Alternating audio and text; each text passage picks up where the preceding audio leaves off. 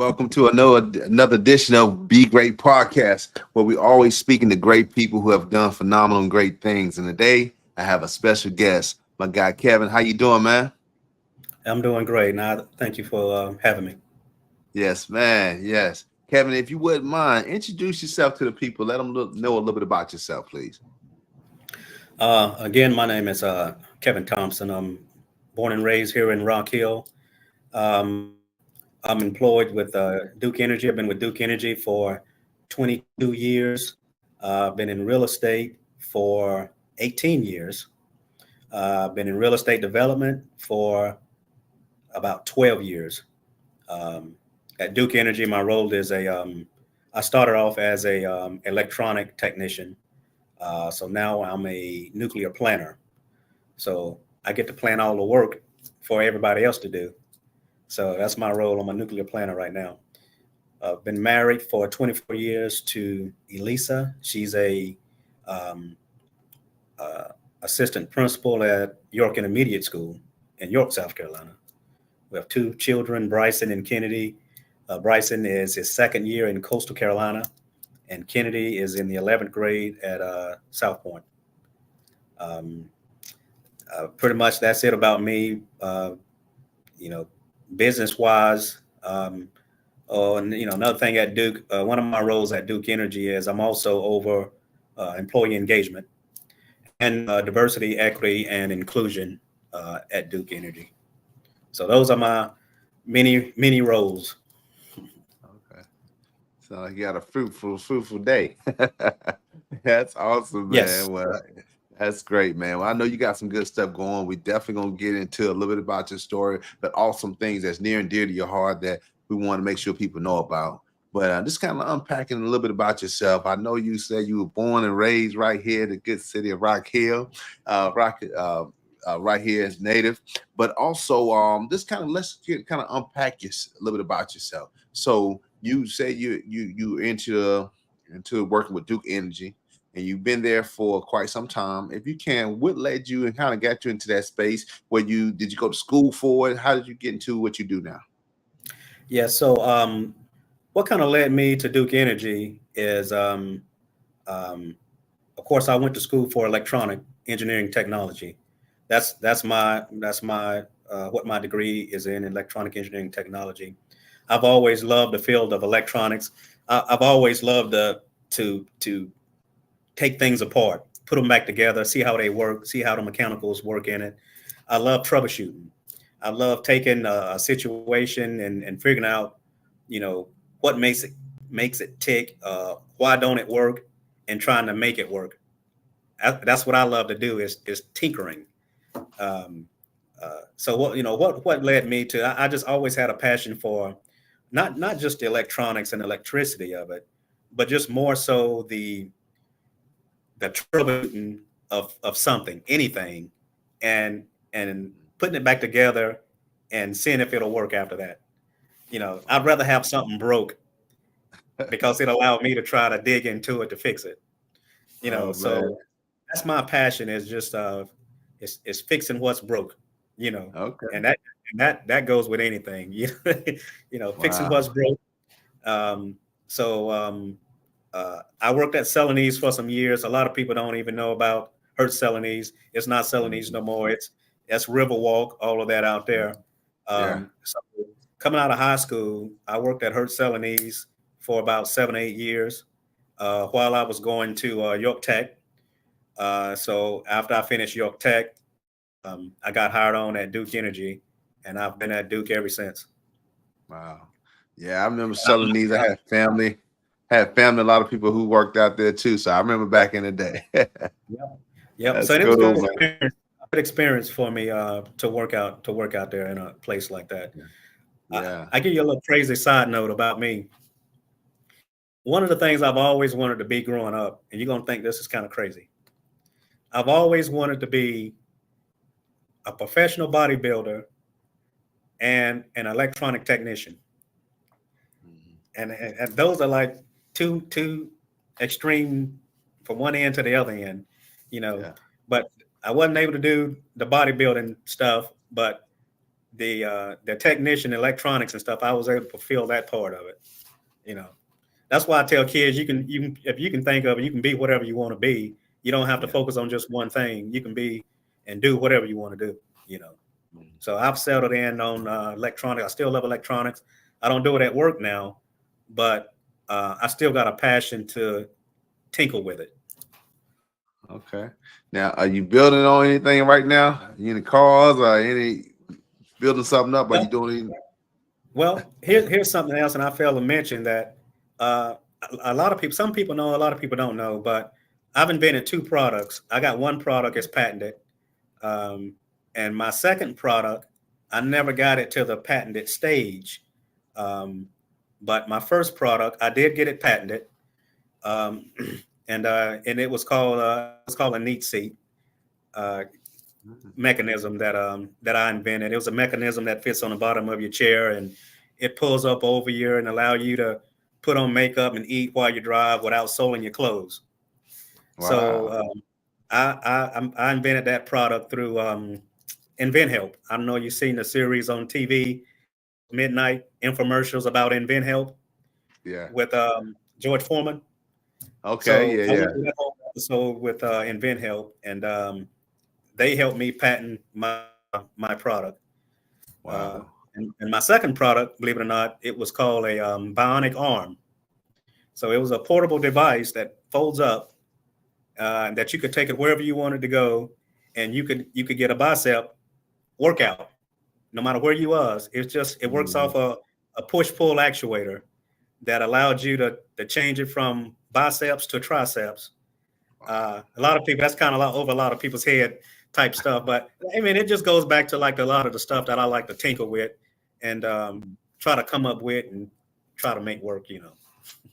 Man, that's what's up, man. I got a few ideas. I went through the process of getting it started of some inventions. I kind Yeah, of put them on the shelf years ago, but I yeah, definitely yeah, have some ideas too. But it'd be surprising, man. You look up and somebody else say, "Hey, they didn't bring it out," but that's what's up, man. But that's yeah. great.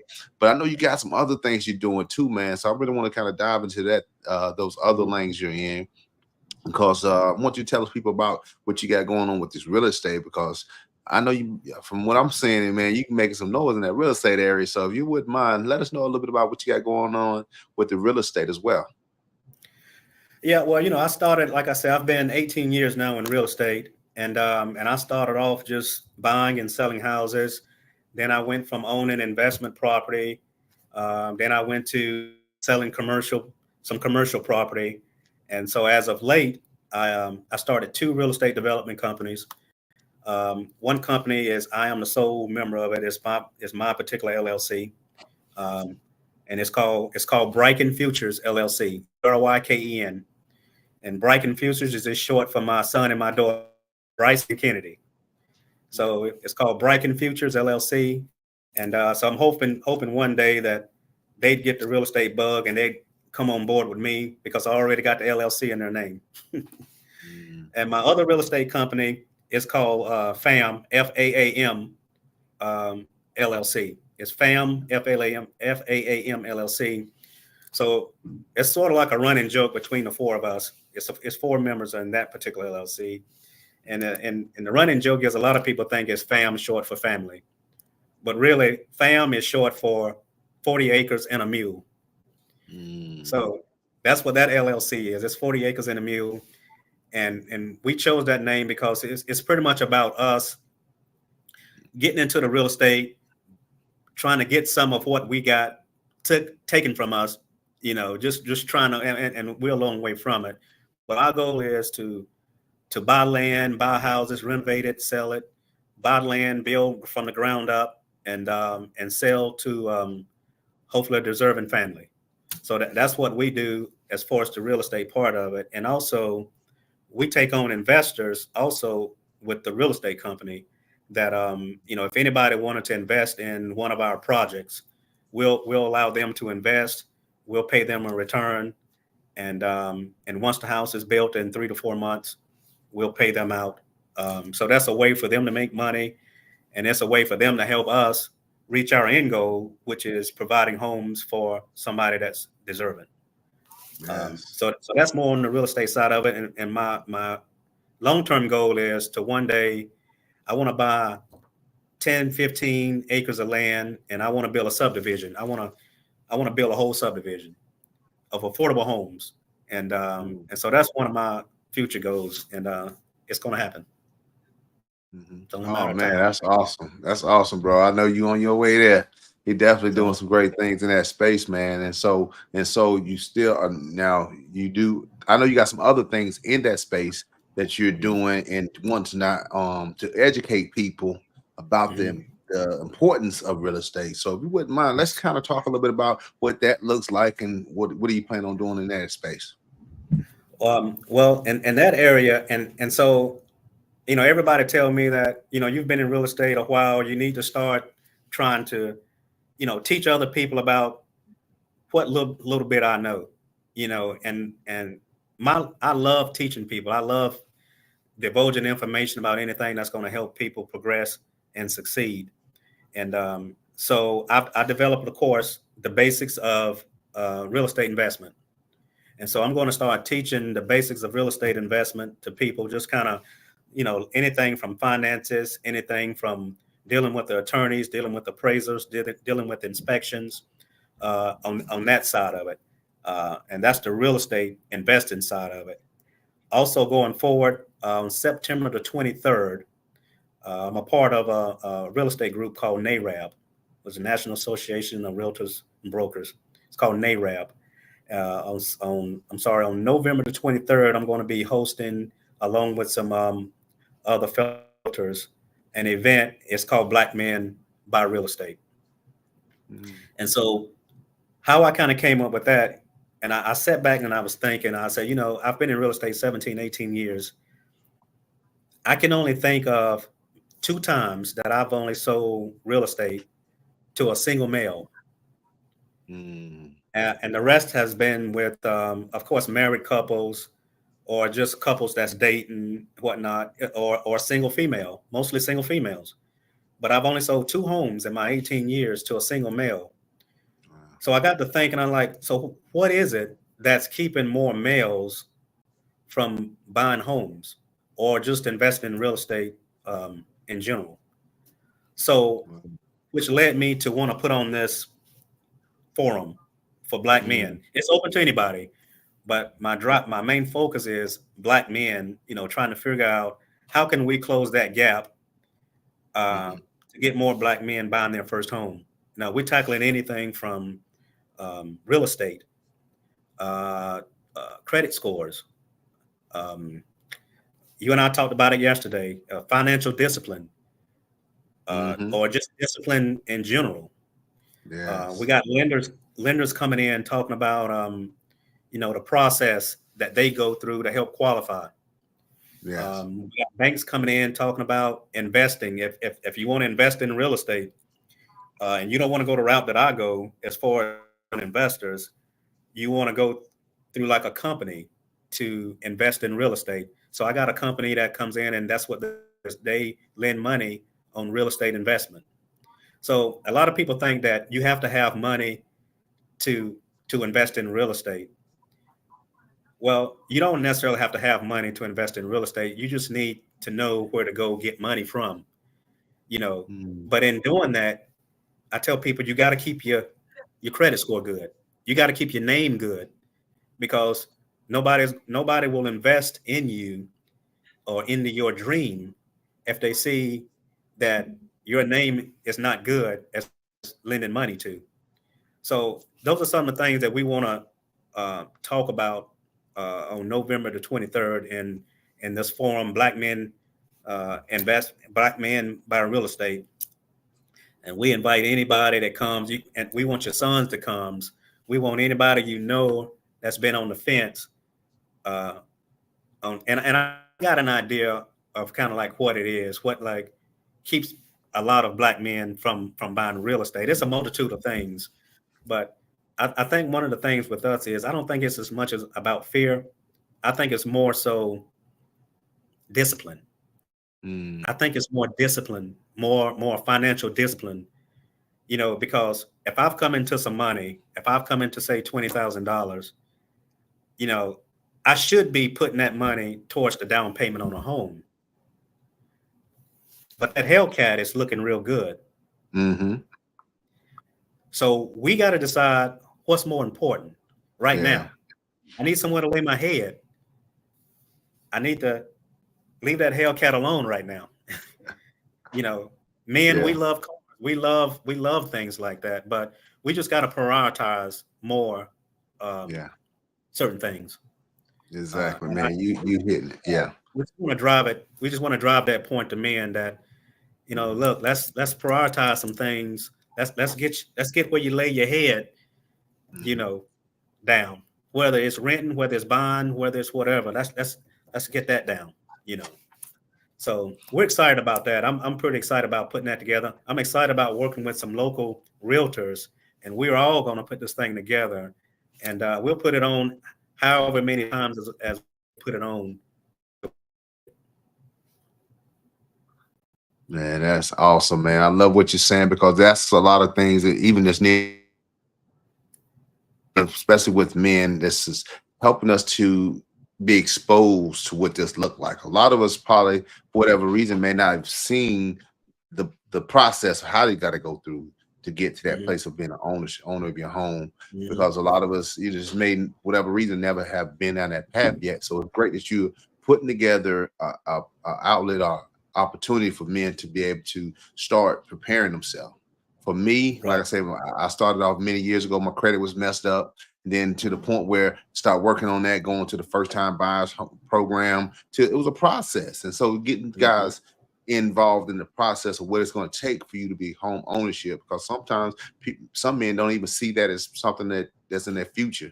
And so, mhm, but being exposed to that, I think is a good thing that right, you're putting something together to empower men to know you too can own a home also. So that's right, awesome to hear that, man. right. But I want to Yeah. kind of go into a different direction because it's good that you're doing this. But I really want to kind of find out more about what you have going on right now because you got something that's really important. I know we really Right.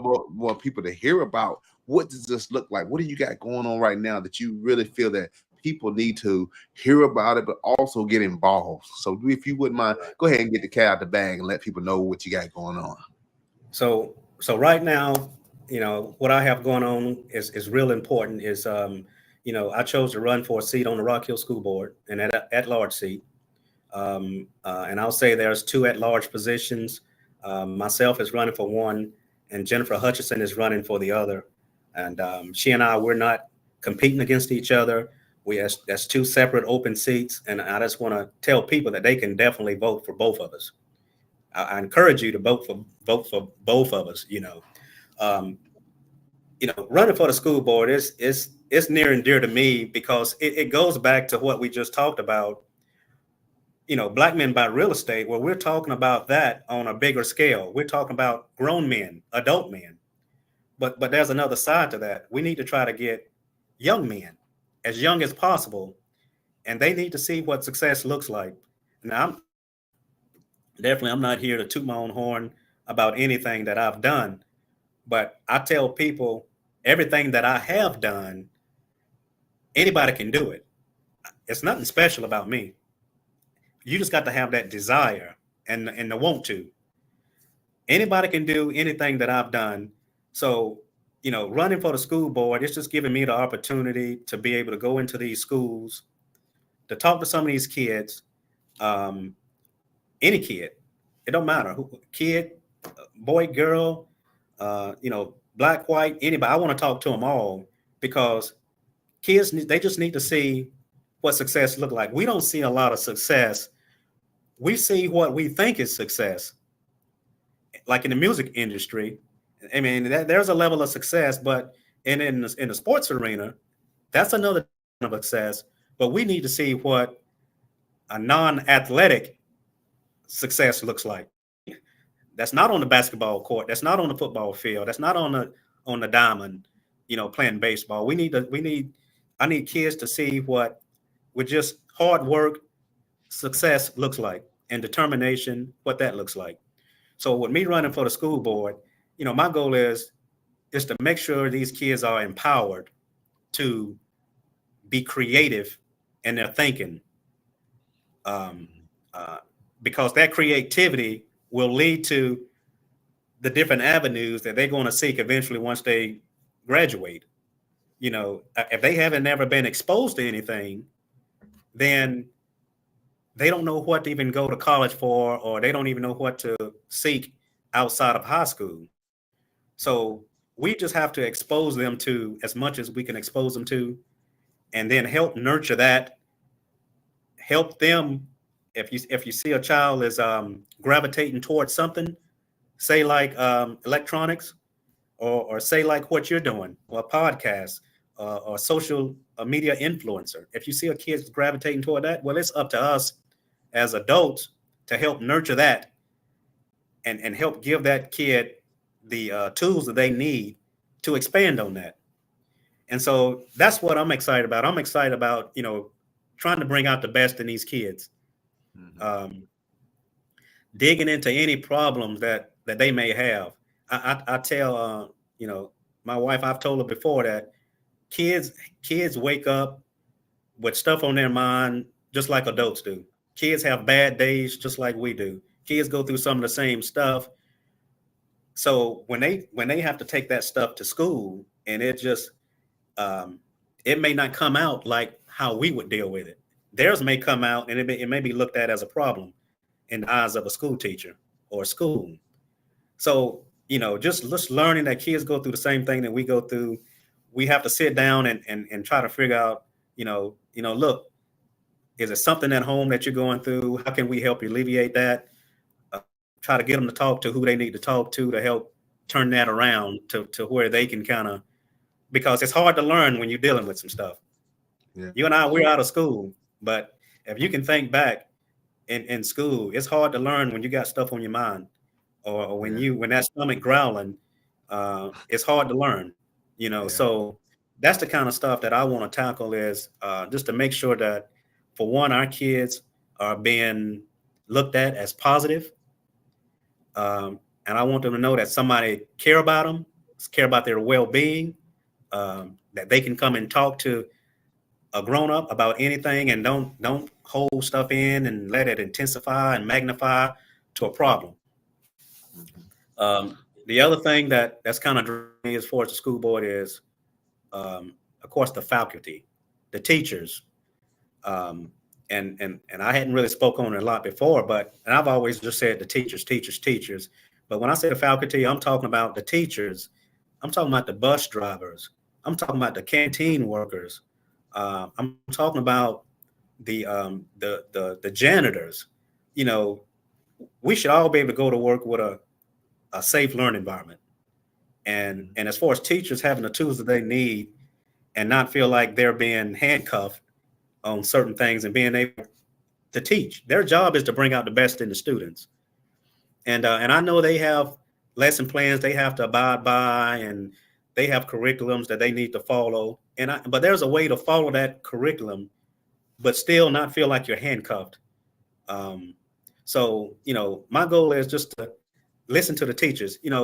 From my time at Duke Energy and employee engagement, I learned a lot. When an employee come to you with something, with a concern, the first thing you have to do is hear them out. You have to listen. Don't be so quick to go back and forth. Sometimes you have to let a person vent, because they holding in a lot. You let them vent, and once they vent, and I tell people on employee engagement, if you come to me with a problem, well, also come to me with a solution, Mhm. or give me some ideas of what a solution. And so that's where I would tell, like, teachers, that you guys been in the classroom, what needs to be changed. You know what it would take to make your teaching learning environment better. So I want to listen to the teachers. I want to hear what they have to say. But on the flip side of that, you got to follow up. You can't hear somebody one time and then they think you getting it taken care of, and you never go back to them and do a follow up. So you have to take what people say, you have to internalize it, but also you got to get back with them.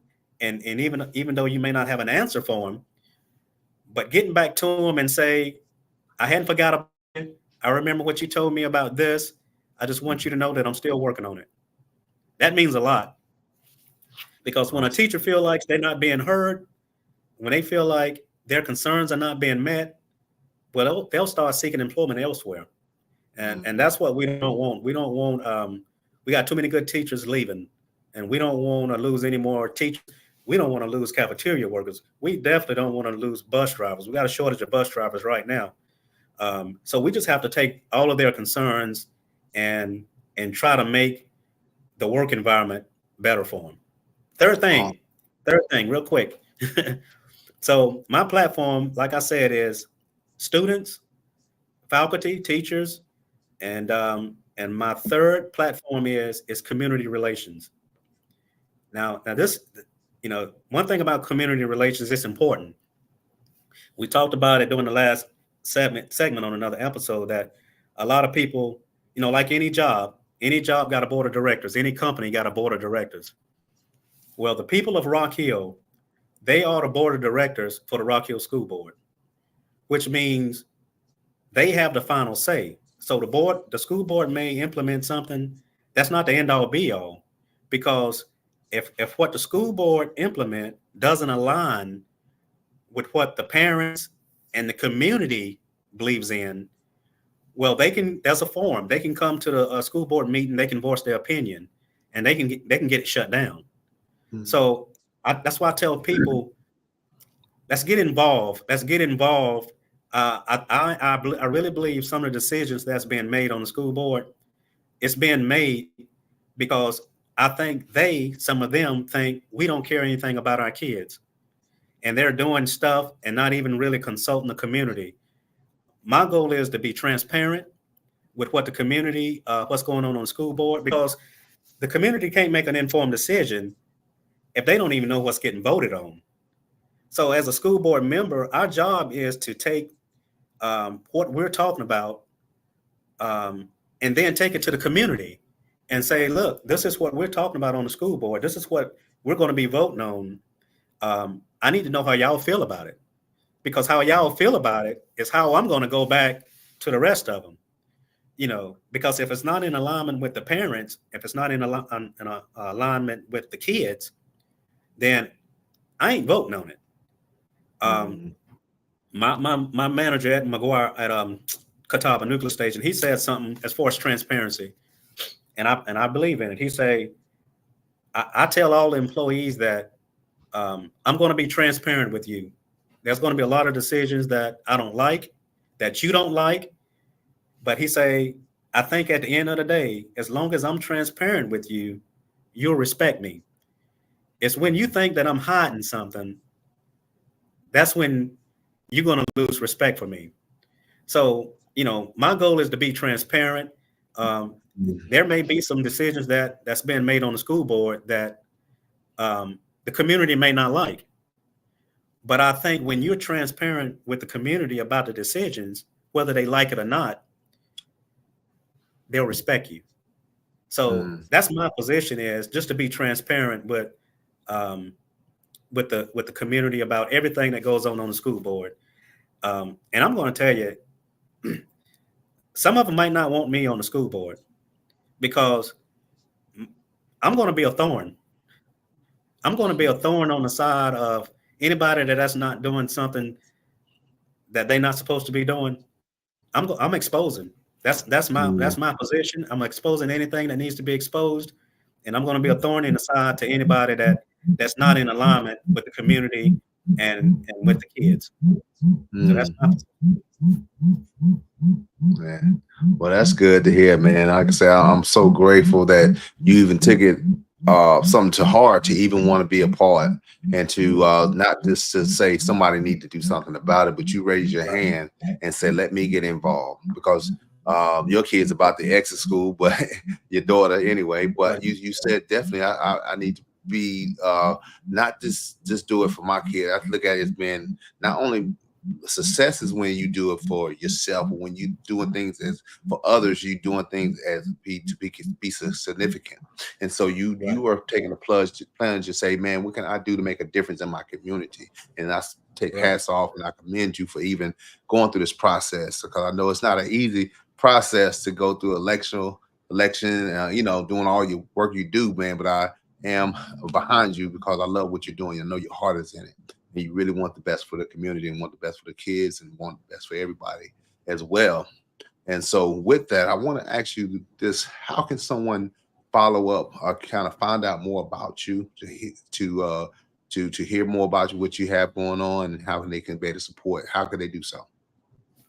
Well, I can be reached. Of course, I have a Facebook page, and it is set up just for the election process. It's elect Thompson 24.com. Elect Thompson 24.com. I also have a Gmail email, which is elect.thompson 24 at gmail.com. So anybody can reach out to me about anything. One thing about me is I'm an introvert, and I don't say a lot, but if it's something that I'm passionate about, I can get real mouthy. So if anybody want to know where I stand on anything, um, just reach out to me, and I'll tell you exactly where I stand. I'm an open book, and I'll tell you my feelings on anything. Anybody that know me know me. Yes, yes, And man. they can also call me. Feel free to call me. You can call me at area code 803-524-3317 anytime. Awesome. Awesome, man. Well, we're so pleased and so looking forward to. We got a few more days, so if you haven't voted yet, go to the polls and definitely look for Kevin Thompson. And you also say, and just to let people know, also something I learned about school board is non-partisan. So if you That's can correct. let people know what that means, so if they're voting, so they won't just think they Right. voted a certain party that they voted here in your space also. So if you can go Exactly. ahead and enlighten the people. So what that means, anybody that's running for the Rock Hill School Board, as well as some other positions, but Rock Hill School Board is one of them that um, we are neither Democrat nor Republican, or at least we can't put it out that we are one or the other. Now, in my own space, I am one, but when I campaign and when I put it out, I can't put it out that I'm a Democrat or I'm a Republican. So that's what that means. We're bipartisan. Um, so we're in the middle. We have to maintain that middle road of both parties because we're serving both on the school board. We're serving both parties, so we have to keep that, stay in line with that. You know. Also, let me say real quick about voting straight ticket. So a lot of people go to the polls, and in the past, I'm pretty sure a lot of people have voted a straight ticket, straight Republican ticket, straight Democrat ticket. When you vote a straight ticket, well, you pretty much allowing the machine to go down and put a check by anything that's Republican, or you're allowing the machine to go down and put a check by anything that's a Democrat.